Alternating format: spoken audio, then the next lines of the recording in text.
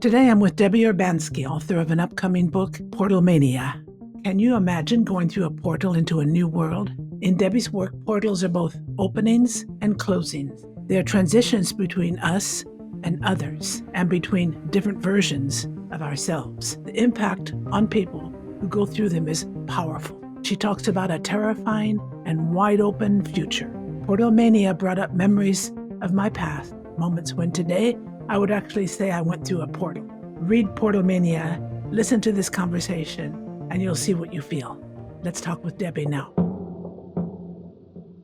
Well, Debbie, it's amazing to see you. It's so nice to see you too. I mean, we've communicated a little bit over the past few months, but it's not the same as actually seeing each other face to face. Now, Portalmania is quite a name.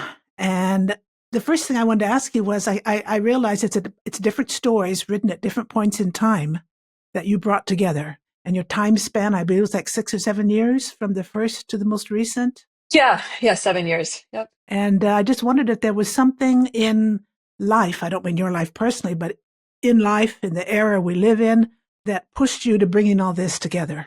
I've always loved the idea of portals, and it seems like ever since I was a kid, I just love portal stories. Alice in Wonderland, Narnia. I think there's something really attractive as a child, but I never kind of outgrew that.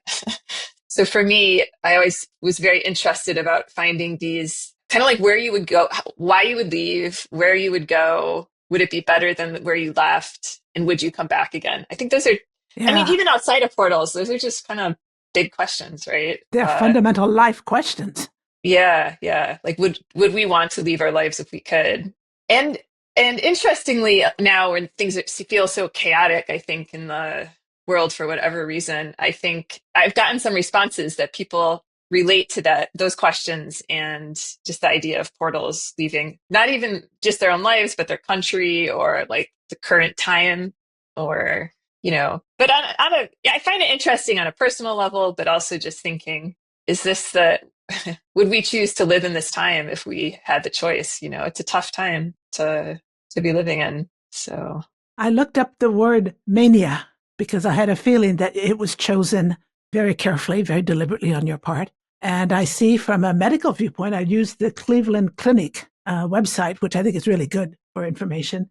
And they say mania is a condition of abnormally elevated mood, activity, or behavior.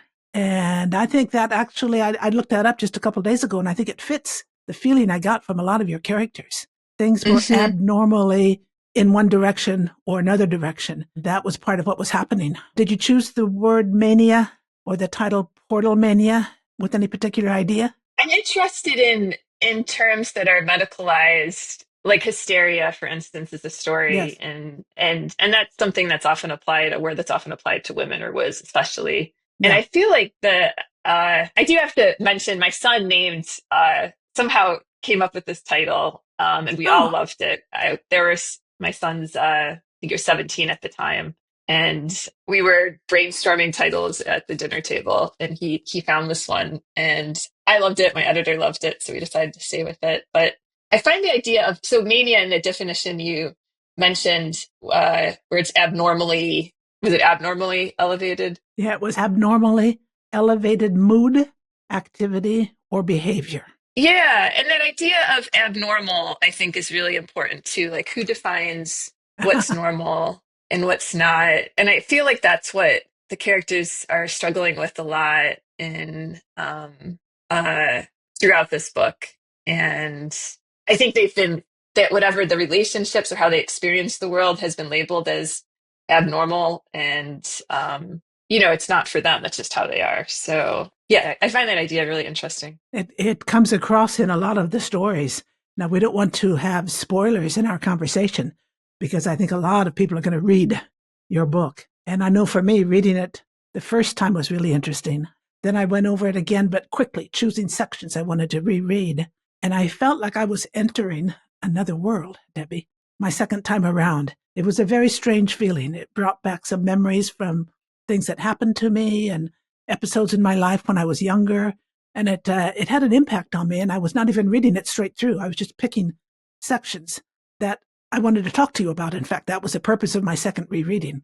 I think that your readers are going to very likely have a lot of strong reactions, a lot of emotional, maybe intellectual, but also emotional reactions to your stories. One thing you talk about in an early story is you talk about radical love and not having a second chance.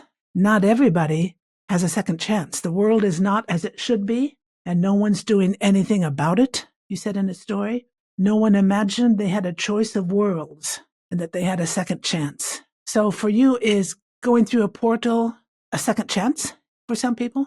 Um, yeah, yeah, I think so. And I think that in several of the stories, there's a frustration because the narrator can't find their portal, right? Yeah, yeah. And people around them are finding their own portals, and or just if there's one word, her mom is finding a portal and she can't. And I think the narrators are so convinced that they need a different world, but they can't get there. And so, yeah, so they feel stuck in this world, like they don't belong here and they can't get out of it. And uh, yeah, they can't find their portals often. I think that's something that people feel often, whatever situation they're in. They're in a difficult situation personally, professionally, or socially, and they don't know how they can change it. Hmm. Yeah, and therapy, I've done a lot of therapy, and I know in the back of my voice, in my mind, my therapist is saying, of course you could change things, right? Like if you, I mean, that's the ideal, but I think maybe that's not always true, or maybe it's just you want the world to change instead of you, or you want like definitions of what's normal to change instead of you. So there's some tension there. Your story about the right, not the right and the left, the even and the odd, the even day and the odd day, the even president and the odd president. I can't believe that you didn't write that just a few months ago. There Oh, were it's kind of, a lot of yeah, things in it yeah, that are just really relevant to what we're going through right now. And it's yeah. such a brilliant idea, the even odd idea. And I love when you talk about the time between 9 p.m. and 3 a.m., which is where there's the most conflict, because that's when the odd and the even evenings leak into each other. And I never thought about that before. That's a quite a statement. Yeah, I was interested in so the where I set that story is in a town, Marcellus, which is west of Syracuse, and I was looking for a place that had equal numbers of Trump and at the time it was Hillary Clinton supporters, and that town, which is kind of an idyllic town, had pretty much equal, it was split like right in the middle. So I felt like there would be some kind of tension geographically there, but also if we were switching from who we were as a country every day, I think that same tension would happen during those hours too, when our boundaries blur and we're not sure who we are, which is kind of like our constant state right now, to be honest. Yeah. And you talk about the rifts. I guess you could say a big break between these two viewpoints. You said the narrator of the story wanted to leave a record so people would remember, once possible, to live a shared reality. If we can remember, perhaps we can rebind. That's a powerful statement. I was rereading some of these stories yesterday, so for a conversation, and that made me so sad. That line stood out to me too, and just the whole story. That so I feel like if anything, things have gotten more extreme. I mean, it's the kind of that vision which I wrote in like 2016, 2017. It almost seems naive in some ways. I think if I wrote that story now, there'd be a lot more violence. And Mm, I think the riffs would be a lot.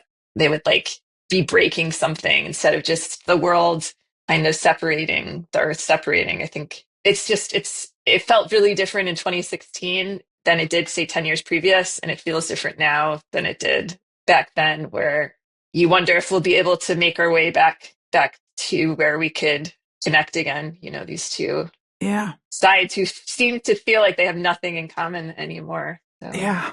That's really true, isn't it? I like the fact that I think it's at the end of the story, a woman goes down a rift and the man will not come down. He said it's a woman's job. Do you remember that? yeah, I mean, it was kind of playing around with the idea of women's work and men's work, and yeah, it might have been one of the days where it was like Republican conservatives, so I felt like that would be even stronger on those days. But I do feel like, I mean, not that I've seen this as much, but in my mind.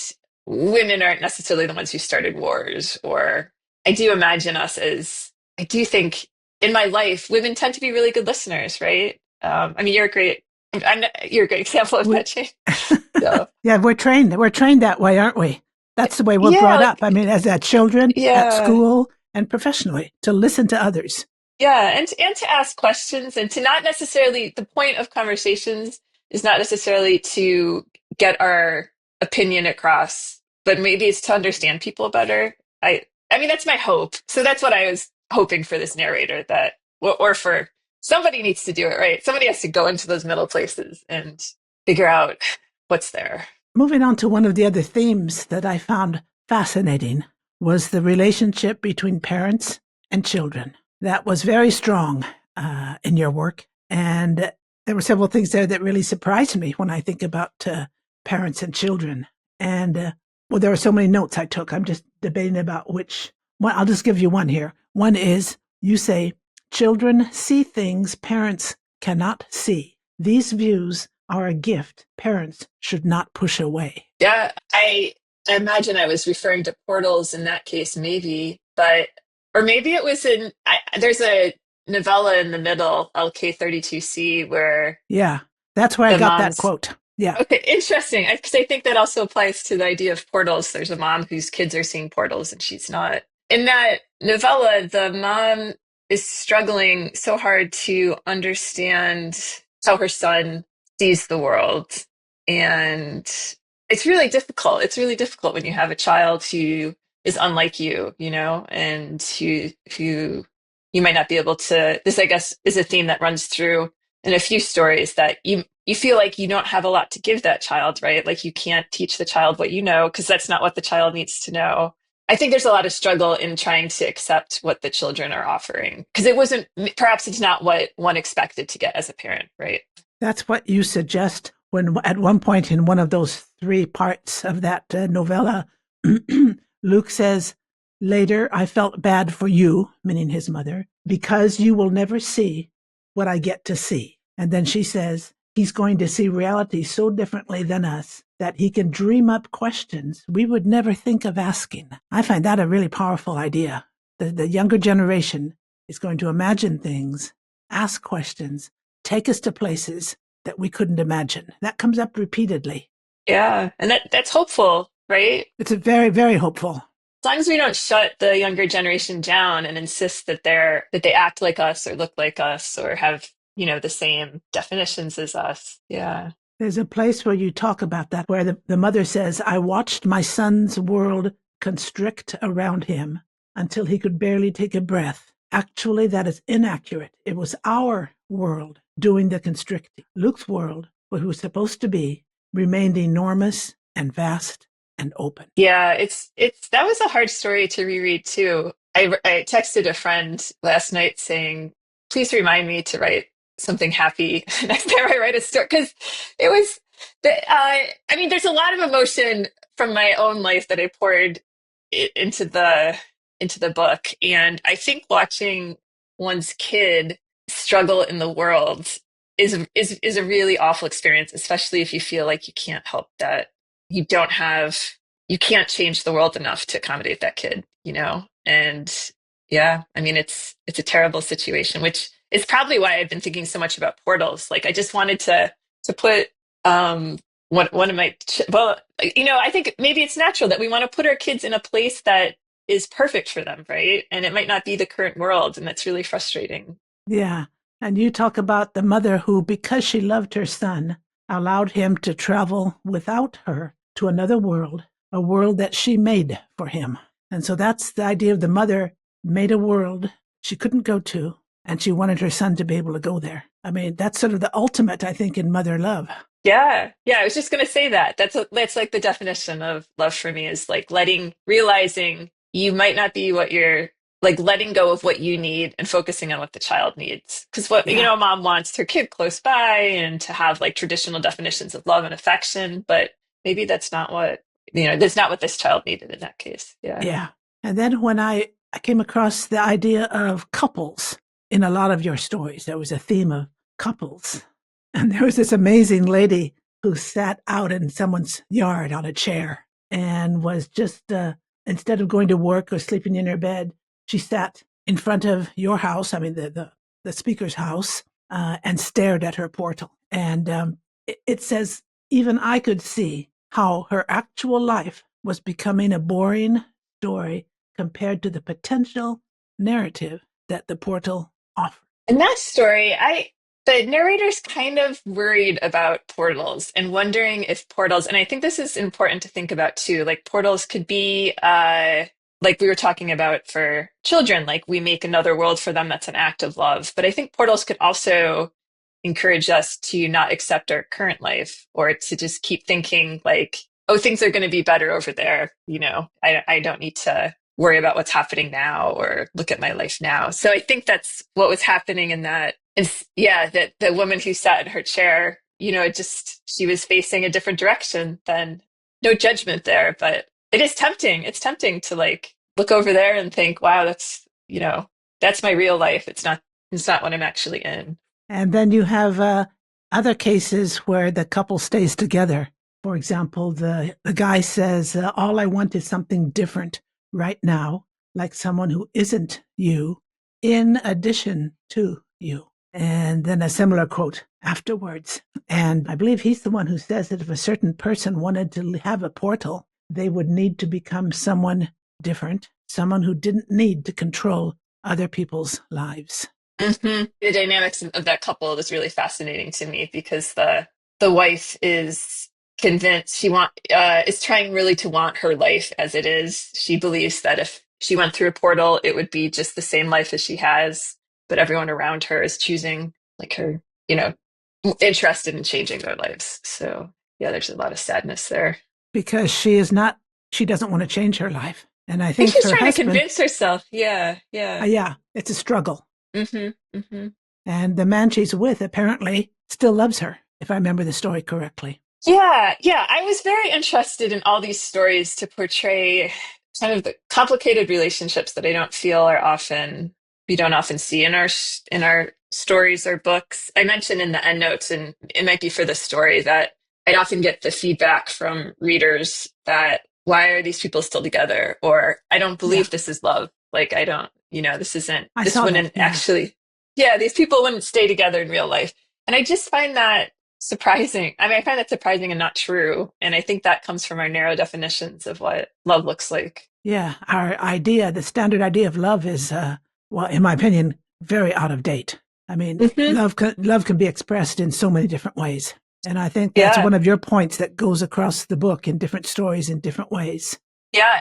And love, I think, in a committed relationship isn't always going to look like happy or good or I'm interested in like there's and I think I kind of blame the world for that, this current world. But sometimes people love each other and they stay together even if it's doesn't look so great, and it still What do you counts. mean? You So. blame the current world for what? Okay, I think a lot of unhappiness in some relationships is caused, at least this has been my experience, of these narrow definitions of what's required in a relationship in love. Like you're expecting these if there's a marriage or committed partnership, that relationship is supposed to be the most important. It's supposed to have sex and romance, and the other person isn't supposed to change too much, or you know, it's okay to leave them. So, in my mind, I would love to see the definition of love being like you love something essential about someone, that's able to change throughout time and you still love them. You're interested in their development. And you don't put all the pressure on getting everything you need from this one other person, but you value other relationships in your life equally. That came in one of your stories. The idea about Zeph. Yeah, And yeah, in the at one portal. point, he says she closed her eyes and remembered falling, and Zeph standing over her, gazing upon her as if he had known her all of his life, known what she once had been, what she was now, and what she would someday become. And he lived each of these versions equally and fully. Yeah, there it is. That's my yeah, That's your I idea of really love, love. yeah, I love their relationship because it was really fun to write because I allowed them to change physically their forms and still love each other, which I don't know, I find that really beautiful. Yes. and not common. There was I couldn't find it. I was actually looking for it yesterday, but many years ago, probably when I was writing that story, people were just starting to talk about transgender transitions. And there was a couple, it was a trans woman and a woman. So originally the trans woman had identified as male and was living as a male, and they had been married. And then they were blogging during the transition period. And the woman who had she was just so happy for her partner that her partner Oh, was truly expressing herself who she always had been. They stayed together. It was like it was one of the most beautiful things I'd ever read. So I was thinking a lot about that. Like, wow, that you don't see that often, right? That's this really you said great. this is a blog story you read somewhere. Yeah, a lot. Yeah, it probably was 2014, 2015. Well, you did an interesting, not blog exactly, but on Substack very recently. You did an interesting piece that I read very carefully twice about asexuality. You remember Hmm. that? Of course, you remember that because I mean, you wrote it in March. It's not not that long ago, but you may have thought about it for a long time. And you made it very clear what asexuality is. I think that was very good. Did you get a lot of feedback from that, or did you trigger ideas in people's minds? I feel like there's on Substack, there are a bunch of people writing about asexuality in a variety of ways. So it's which is Oh, great. It's not just me. There's a sociologist I really like who constantly puts out he's studying it from a kind of academic perspective. So I don't know. I don't know if I think it was something I felt like I really wanted to write. And so I'm glad that I wrote it. I had been thinking about Portalmania. I wrote a couple more essays that are going to come out in May kind of about asexuality. But this one, I felt so accosted by these articles that were appearing in the New York Times that positioning as if all middle-aged women desire the same thing, sexual liberation in a very specific way. So I mean, it felt good to write. It felt good to get those ideas good. out there. Yeah. Well, I think once your book comes out, it'll even get more readers, get more traction, I'm sure. Yeah, I hope so. They're important ideas to be talking about. Yes, very important. I'm looking at the last section that I've called the future, and you called it coda of your book. And the reason I liked it was that there were two paragraphs that really struck me. One was, let the world, this world, I imagine you demanding of the world, expand to encompass every part of you. So that's let the world expand to encompass every part of you. In other words, you shouldn't have to change yourself to adjust to the world. The world needs to be able to incorporate you.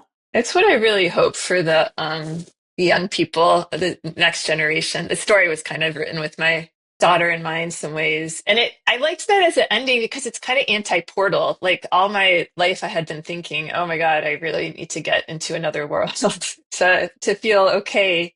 And yeah, and then I thought, well, what if, I really feel like the young people are kind of demanding that the world change. So I'm hopeful. I am hopeful for them. That's the way another paragraph, I think it might have been the last one of that coda. You talk about raking in the yard, and you looked up and you saw the flying creature. And she says, you were my child up there. You were a movement in the sky, a flash of reflected light. And then what I really highlighted was, you were a terrifying and wide open future. And I think that's very interesting because if a future is wide open, that is terrifying for a lot of people. Yeah, and I think that's important to acknowledge, right? I think that's where a lot of the anxieties come and the like all the anti-trans stuff that's happening now or Yeah. but I think people are scared that the world's going to look different then and they won't recognize it, but uh I want it to look different. So, I'm excited about it, but I Yeah. understand I want it to also capture like that's scary for some people, right? Yeah. Well, actually, that takes me through my notes, Debbie. I'd like to know if you have any thoughts, any ideas or comments you'd like to express. I really appreciate what you highlighted in the book. I think you picked out some passages that were really important to me and kind of at the heart of, as a writer, I want to write stories and I love fiction, but I also do want not to sound like I'm aiming too high, but I really do want to change the world in some small way. And, with Afterworld and with Portalmania, I'm really hoping that these stories will get people to think about their own relationships and question some assumptions they might have about what love looks like and what's required in our what we require of each other to be in love. I just have this, yeah, I have this picture in my mind of what the world could look like, and I really, it doesn't look much like the current world. So I just hope that this book will kind of get people to peek a little bit in maybe a different direction. Well, I think it will.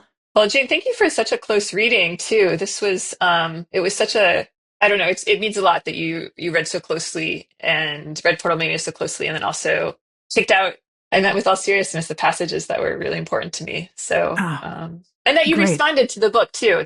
Just because it's such a personal book, I'm still not sure how it's going to play in the world. It'll probably play differently based on people. There'll be Hmm. people who will love Hmm. it, and there'll be people, Debbie, who will get very nervous when they read some of the things you talk about, in my opinion, which is a very Hmm. good sign. If people are Mm. nervous about what you're talking about, it means you've touched something that has touched them. I think you've done that really well. So, That's a great point. Thank you. I'll keep that in mind. Yeah.